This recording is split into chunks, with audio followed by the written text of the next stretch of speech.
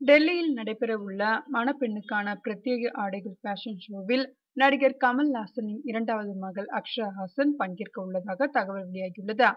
இந்தியாவின் புகழ்பெற்ற ஆடை வடிவமைப்பாளர் ரீனா டாக்கா இவர் இந்தியா மற்றும் உலக அளவில் நடக்கும் பெரும்பாலான ஃபேஷன் ஷோக்களில் தனது தனித்துவமான ஆடை வடிவமைப்பால் அனைவரையும் கவர்ந்தவர். இவர் டெல்லியில் வரும் ஆகஸ்ட் 7ஆம் தேதி நடக்கவிருக்கும் மணப்பெண்ணுக்கான ஆடை வடிவமைப்புக்கான ஃபேஷன் ஷோவில் தன்னுடைய பிரத்யேக ஆடை வடிவமைப்புகளை பார்வையாளர்களுக்கு காண்பிக்க உள்ளார்.